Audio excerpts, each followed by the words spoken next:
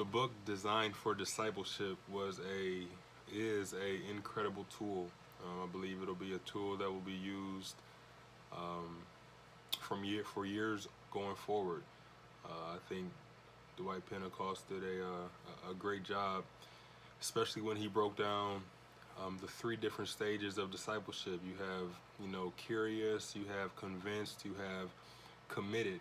You see, one can be curious of the Word of God. They can be curious of the things of God, the things that Jesus did while he was on the earth. They were curious about how he would explain, or he would interpret, or he would break those miracles down, and that, based on what he said, that moved them to the convinced stage. Like, okay, I'm convinced that he is who he says he is. He is who he says he is. He is God.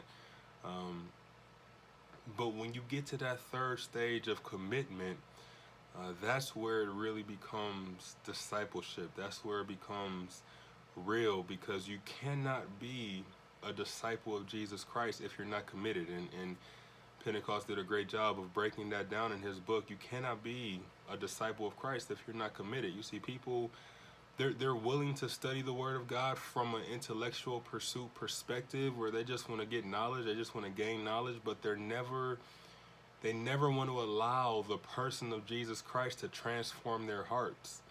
A lot of people will verbally say, yeah, I want to be a disciple, but they have absolutely no idea what that means.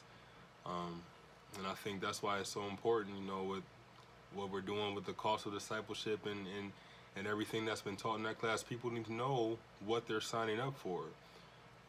Because when they come and they say, yeah, I want to be a disciple, words don't make us a disciple.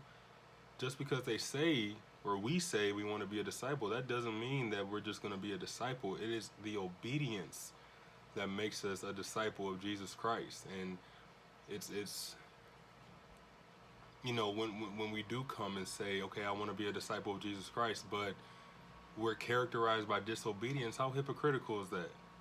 That's hypocritical. That is a bad example for anybody that we have any type of intent or desire to disciple in the future. It's a bad example. It's hypocritical.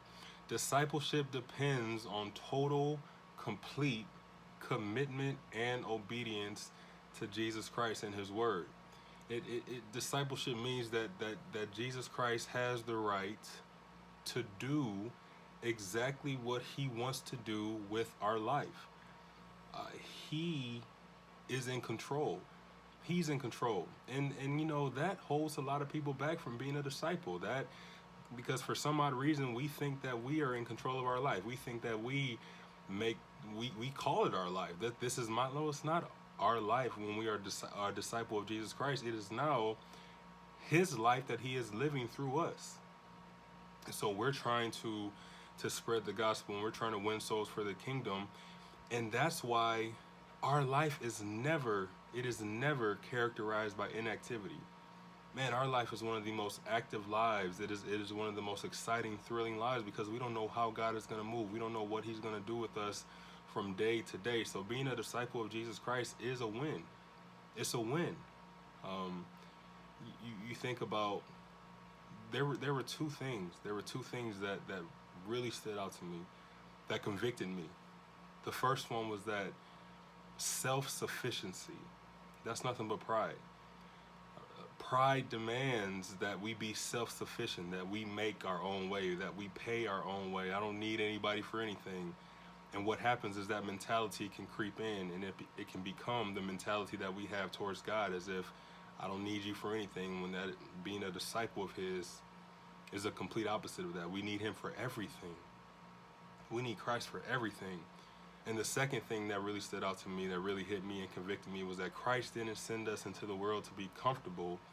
He sent us into the world to reprove, rebuke, and exhort men so that their souls can be saved. And so, man, those two things are things that I can begin to work on immediately, because you always want to be comfortable, man. You always want to be comfortable in the world. You don't want to offend anybody. You don't want to step on anybody's toes. So I'm looking forward to being able to live out the things that I learned in this book, and I'm grateful for it being included in the class. Bless you.